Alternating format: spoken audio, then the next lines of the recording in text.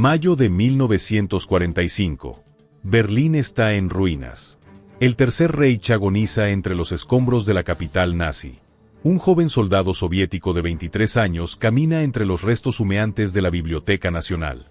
Su nombre es Yuri Norosov y en este momento no sabe que está a punto de encontrar el objeto que cambiará la historia de la humanidad. Entre las cajas de libros destinadas al saqueo nazi, encuentra por casualidad dos obras que nadie más había notado: Los Códices Mayas y la obra de Diego de Landa. Libros sobre una civilización que floreció a miles de kilómetros de distancia, en tierras que él nunca ha visto ni verá por décadas. Desde su escritorio en Moscú, durante los años más duros de la Guerra Fría, este joven soldado convertido lingüista logró lo que arqueólogos del mundo entero no habían conseguido en 400 años: descifrar completamente la escritura maya. Su hazaña cambió la historia sin pisar jamás territorio mexicano. Su nombre era Yuri Norosov, y esta es la historia del hombre que resolvió el mayor misterio de América desde una oficina soviética. ¿Cómo es posible que un soldado ruso, sin conocer México, sin hablar maya, sin tocar jamás una estela auténtica, lograra descifrar un código que había desafiado a los mejores expertos durante siglos? ¿Qué hace que un joven que sobrevivió la ocupación nazi se obsesione con una civilización desaparecida al otro lado del mundo? Esta es la historia más extraordinaria del desciframiento arqueológico moderno. Una historia que demuestra que los descubrimientos más importantes pueden venir de los lugares más inesperados. Una historia de genialidad, perseverancia, y como un encuentro casual con dos libros en medio de una guerra mundial cambió para siempre nuestra comprensión de una de las civilizaciones más enigmáticas de la historia. Hoy descubrirás cómo un soldado soviético se convirtió en el decodificador más importante de América, desbloqueando los secretos de los mayas desde las heladas oficinas de Leningrado. 19 de noviembre de 1922. En el pueblo de Yuzhny, cerca de Kharkov, en lo que acababa de convertirse en la República Socialista Soviética de Ucrania, nace Yuri Valentinovich Norosov.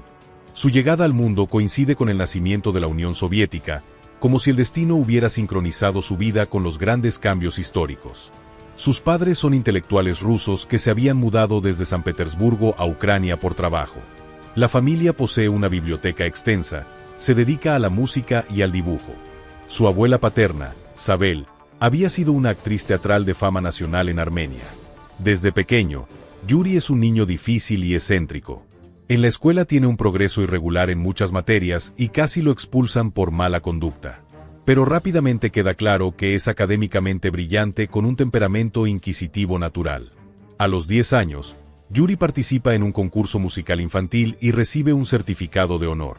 Es un violinista consumado, escribe poesía romántica, y puede dibujar con una precisión y atención al detalle que asombra a sus maestros.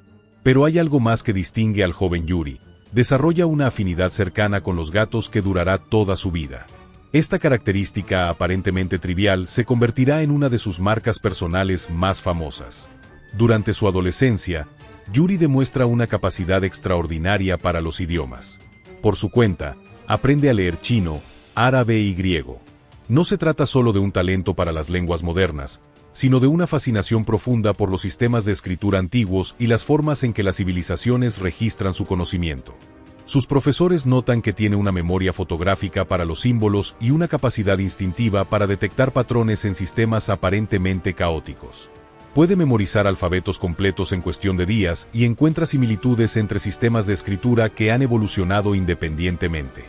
Al principio quiere ser médico, específicamente psiquiatra. Le fascinan los misterios de la mente humana, la forma en que procesamos información, la manera en que los símbolos se transforman en significado. En 1940, Yuri se inscribe en la Facultad de Historia de la Universidad de Kharkov. Quiere especializarse en historia antigua, particularmente en egiptología. Los jeroglíficos egipcios le parecen un rompecabezas perfecto, símbolos complejos que contienen tanto información pictórica como fonética. Pero la guerra está acercándose. Las noticias de Europa son cada vez más ominosas. Hitler ha invadido Polonia. Francia ha caído. La máquina de guerra nazi se está volviendo hacia el este.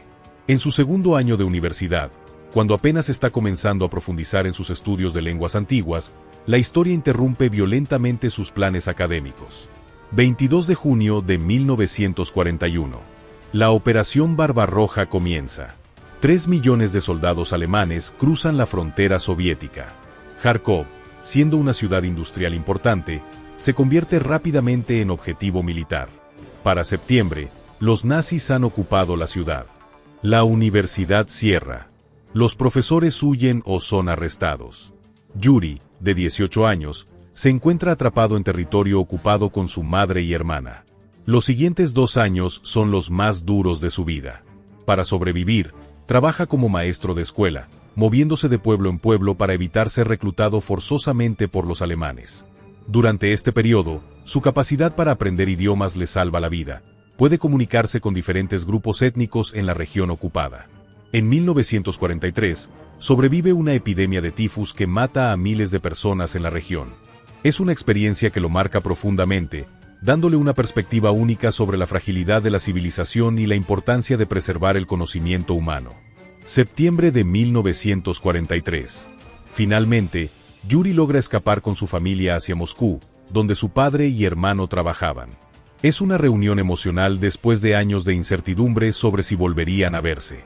Se transfiere a la Universidad Estatal de Moscú, donde resume sus estudios de egiptología. Pero su educación es nuevamente interrumpida en 1944, cuando es llamado inesperadamente al servicio militar. Debido a problemas de salud, Yuri no es apto para el servicio militar regular. Su padre, que es coronel en el ejército soviético, le consigue un trabajo como operador telefónico en una unidad de artillería estacionada cerca de Moscú. Es aquí donde Yuri desarrolla habilidades que serán cruciales para su futuro. Aprende a coordinar comunicaciones complejas, a procesar información bajo presión y a trabajar como observador de artillería, calculando distancias y coordenadas con precisión matemática. Mayo de 1945. Las fuerzas soviéticas avanzan inexorablemente hacia Berlín. La capital del Tercer Reich está a punto de caer. Yuri, ahora con 22 años, forma parte de las unidades de apoyo que siguen a la vanguardia del Ejército Rojo. Como observador de artillería, su trabajo es coordinar el fuego de apoyo para las tropas de avanzada. Es un trabajo técnico que requiere precisión, concentración y la capacidad de procesar múltiples fuentes de información simultáneamente. Berlín es un infierno urbano. La ciudad que una vez se proclamó capital del Reich de 1000 años es ahora un laberinto de edificios bombardeados, calles llenas de escombros y civiles desesperados. Los combates casa por casa continúan incluso cuando es obvio que la guerra está perdida para Alemania. En algún momento después de la batalla de Berlín, mientras las tropas soviéticas aseguran la ciudad, Yuri se encuentra explorando los restos de la Biblioteca Nacional Prusiana. La biblioteca había sido parcialmente evacuada por los alemanes, pero muchas cajas de libros permanecían sin enviar. Según la leyenda más popular, Yuri rescató libros de una biblioteca en llamas. Pero años después, él mismo aclaró la historia. Desafortunadamente fue un malentendido. No había ningún incendio en la biblioteca. Los libros estaban en cajas para ser enviados a otra parte. Los alemanes los habían empacado, y como no tuvieron tiempo de moverlos, las cajas fueron llevadas a Moscú. Entre estas cajas, Yuri encuentra 2 libros que cambiarán su vida para siempre. Primero, una edición rara de 1930 que contiene reproducciones de los 3 códices mayas conocidos en ese momento: el de Dresde, el de Madrid y el de París. Estos son los únicos libros mayas que sobrevivieron a la destrucción española, conservados por casualidad en bibliotecas europeas. Segundo, una copia de Relación de las Cosas de Yucatán de Diego de Landa, escrita en el siglo XVI. Este documento contiene el famoso alfabeto maya de Landa, un intento temprano de transcribir los sonidos mayas usando el alfabeto español. Otoño de 1945. Con la guerra terminada, Yuri regresa a la Universidad Estatal de Moscú para completar sus estudios de pregrado en el departamento de etnografía. Lleva consigo los libros encontrados en Berlín, sin saber aún que contienen las claves para el mayor descubrimiento arqueológico del siglo XX. Inicialmente, resume su investigación en egiptología. También emprende estudios culturales comparativos en otros campos como la sinología. Su interés particular se centra en lenguas antiguas y sistemas de escritura, especialmente jeroglíficos. Mientras aún es estudiante de pregrado, Yuri encuentra trabajo en el prestigioso Instituto de Etnología y Antropología NN Mikluko-Maklay, parte de la Academia de Ciencias de la URSS. Sus futuros hallazgos serán publicados bajo el sello de este instituto. En 1947, el destino interviene nuevamente. A instancia de su profesor, Yuri lee un artículo del científico alemán Paul Scheyas titulado «¿Es el desciframiento de la escritura maya un problema irresoluble?». Eschellas argumenta que la escritura maya es tan compleja y está tan lejos de cualquier sistema conocido que probablemente nunca será descifrada. Para la mayoría de académicos, esto sería desalentador. Para Yuri, es una invitación irresistible. Cualquier sistema creado por una mente humana puede ser resuelto por otra mente humana, responde Yuri al leer el artículo. Esta frase se convertirá en su lema personal y en el principio guía de su investigación. Su profesor Sergei Tokarev confía en él y en su nuevo proyecto, descifrar la escritura maya. Otros investigadores son escépticos. Consideran que Yuri es demasiado joven e inexperto para abordar un problema que ha confundido a expertos durante siglos. Yuri comienza a estudiar intensivamente los libros que encontró en Berlín. Aprende español para poder leer la obra de Diego de Landa en su idioma original. Obtiene copias exactas de más códices mayas. Todo lo que sabe sobre México, Yucatán y los mayas lo aprende de libros y documentos. Su enfoque es meticuloso y científico. Crea un catálogo sistemático de todos los símbolos mayas conocidos. Identifica patrones de repetición. Busca correlaciones entre los símbolos y las descripciones españolas de la cultura maya. Pero hay un obstáculo fundamental. El alfabeto de Diego de Landa parece contradictorio y confuso. Durante siglos, los intentos de usar este alfabeto como clave para descifrar la escritura maya habían fracasado. Yuri sospecha que el problema no está en el alfabeto en sí, sino en cómo los investigadores anteriores lo habían interpretado. Mientras trabaja en Leningrado en el Instituto de Etnografía, Yuri tiene una revelación que cambiará todo. Se da cuenta de que los investigadores anteriores habían malinterpretado fundamentalmente el alfabeto de Diego de Landa. Cuando de Landa intentó escribir las letras del alfabeto español en maya, pronunciaba cada letra en voz alta. Por ejemplo, decía K para la K y L para la L. Los escribas mayas, que escuchaban estos sonidos, no escribían las letras sino los sonidos completos usando sus símbolos silábicos. En otras palabras, el alfabeto de Landa no contenía letras individuales sino sílabas completas. Este insight es revolucionario porque significa que la escritura maya no es puramente ideográfica, donde cada símbolo representa una idea completa, sino que tiene un componente fonético significativo. Armado con esta nueva comprensión, Yuri comienza un análisis sistemático de los códices mayas. Identifica que la escritura maya está compuesta por aproximadamente 355 signos diferentes, lo que sugiere un sistema mixto de logogramas, símbolos que representan palabras completas y elementos silábicos. Su método es extraordinariamente meticuloso. Trabaja 12 horas al día, catalogando cada símbolo, buscando patrones, probando diferentes combinaciones fonéticas. Su oficina en el instituto se convierte en un laboratorio de desciframiento. Utiliza técnicas que había aprendido en sus estudios de egiptología y sinología. Compara la escritura maya con otros sistemas de escritura antiguos que habían sido parcialmente descifrados. Busca elementos universales en la forma en que las civilizaciones humanas codifican el lenguaje. En 1952, a los 30 años, Yuri logra su primer gran avance. Publica un artículo en la revista Etnografía Soviética titulado Escritura Antigua de América Central. Este artículo presenta evidencia convincente de que muchos glifos mayas son silábicos por naturaleza, representando sonidos en lugar de ideas.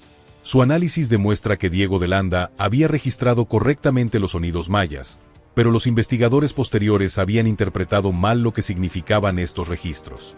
Yuri muestra cómo combinar los elementos silábicos con logogramas para formar palabras mayas completas. El artículo causa sensación en los círculos académicos.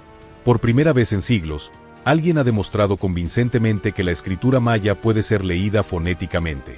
Pero el éxito no llega sin controversia. Muchos mayistas occidentales, especialmente el británico Eric Thompson, rechazan las teorías de Yuri. Thompson, considerado la máxima autoridad mundial en estudios mayas, insiste en que la escritura maya es puramente ideográfica y que los intentos de lectura fonética están condenados al fracaso. La Guerra Fría complica las cosas. Las ideas de un académico soviético son vistas con sospecha en Occidente. Yuri no puede viajar para presentar su trabajo en conferencias internacionales. Sus artículos deben ser traducidos y circulados de segunda mano. A pesar de estas dificultades, algunos mayistas occidentales progresistas, como Michael Coe y David Kelley, comienzan a apoyar el enfoque fonético defendido por Yuri. Durante los años 50, Yuri continúa refinando su sistema de desciframiento. Desarrolla un silabario maya completo, identificando los valores fonéticos de docenas de glifos. Demuestra cómo las inscripciones mayas registran historia real, no solo información calendárica y astronómica. Su método revela que las estelas mayas contienen los nombres de gobernantes específicos, fechas de batallas, registros de alianzas matrimoniales y otros eventos históricos concretos. Por primera vez, los mayas emergen como una civilización con historia documentada en lugar de una cultura misteriosa obsesionada solo con el tiempo y las estrellas. En 1956, a Yuri se le permite por primera vez viajar al extranjero para asistir al Congreso Internacional de Americanistas en Copenhague. Es su única aventura fuera de la Unión Soviética durante décadas. Su presentación en Copenhague es un momento histórico. Por primera vez, los mayistas occidentales escuchan directamente de Yuri sus métodos y descubrimientos. Aunque muchos siguen siendo escépticos, algunos comienzan a aplicar sus técnicas con resultados prometedores. El momento de triunfo llega en 1973 durante la primera conferencia de mesa redonda en el sitio maya de Palenque. Usando el enfoque silábico de Yuri, los participantes logran descifrar lo que resulta ser una lista de antiguos gobernantes de esa ciudad-estado maya. Es la confirmación definitiva de que los métodos de Yuri son correctos. La escritura maya puede ser leída.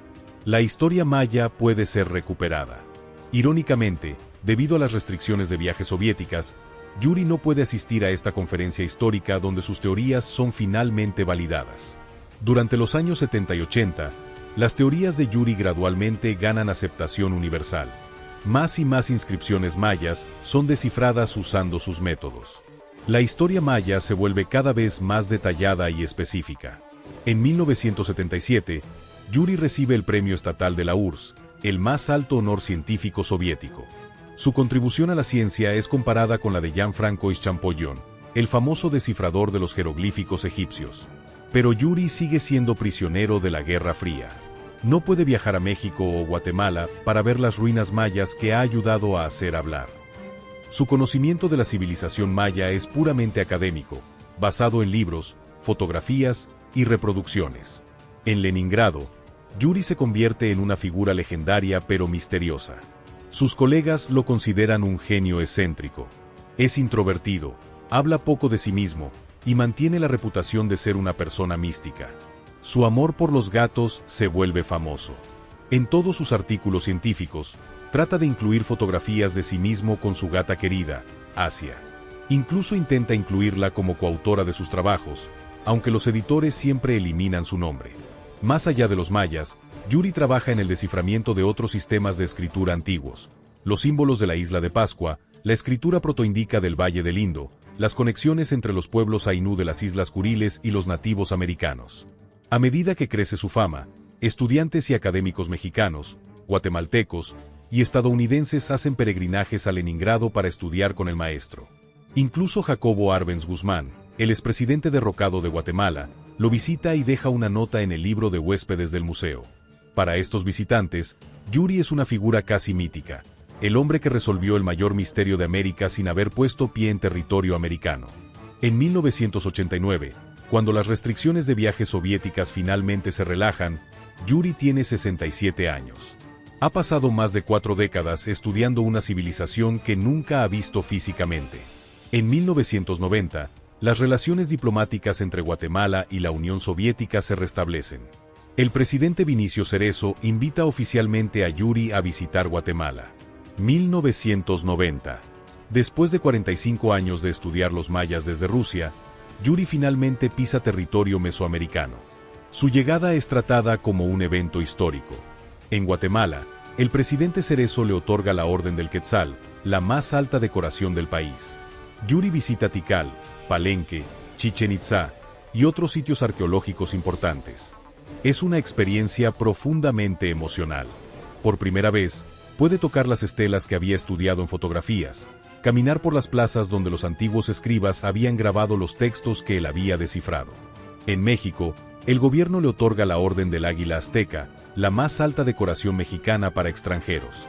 La ceremonia se realiza en la Embajada Mexicana en Moscú en noviembre de 1994. Durante su visita a México, Yuri finalmente comprende cuán famoso es. Sus conferencias públicas atraen a miles de personas.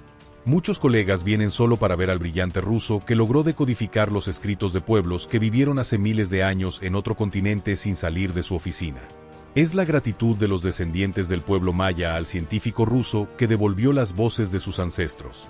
Después de recibir la Orden del Águila Azteca, Yuri pronuncia una frase que será grabada en su futuro monumento: siempre permanezco mexicano en mi corazón.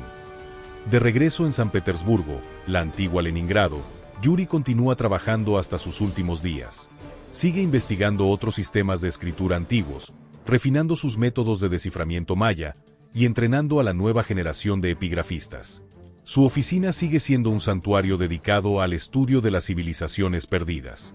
Las paredes están cubiertas de reproducciones de glifos mayas, fotografías de sitios arqueológicos y, por supuesto, imágenes de sus gatos queridos. A pesar de su fama mundial, Yuri mantiene un estilo de vida modesto. Su verdadera riqueza está en los libros, los documentos y el conocimiento que ha acumulado durante décadas de investigación obsesiva. 30 de marzo de 1999.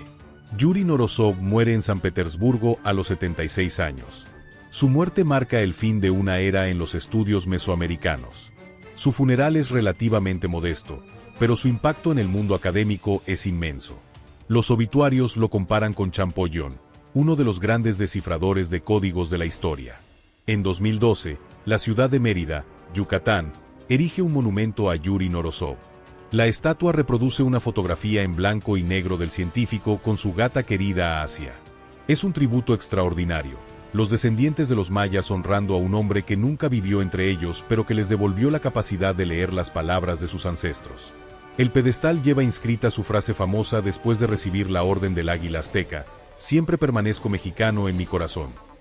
El trabajo de Yuri cambió completamente nuestra comprensión de la civilización maya. Antes de sus descubrimientos, los mayas eran vistos como una cultura misteriosa obsesionada con el tiempo y la astronomía. Después de su trabajo, emergen como una civilización compleja con historia política detallada, literatura sofisticada y sistemas de conocimiento avanzados.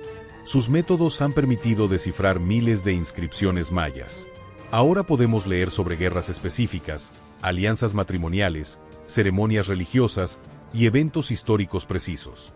Los mayas han recuperado su voz después de siglos de silencio. La historia de Yuri Norosov presenta una de las ironías más extraordinarias de la arqueología moderna. Un joven que sobrevivió la ocupación nazi en Ucrania se obsesionó con una civilización que floreció en las selvas de Mesoamérica 1500 años antes.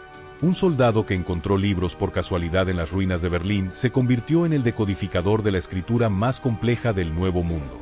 Un académico que nunca pudo viajar debido a la Guerra Fría revolucionó nuestro entendimiento de una cultura que existía al otro lado del planeta. Su vida demuestra que el conocimiento no conoce fronteras geográficas ni políticas. Demuestra que la curiosidad humana y la inteligencia aplicada pueden superar cualquier obstáculo.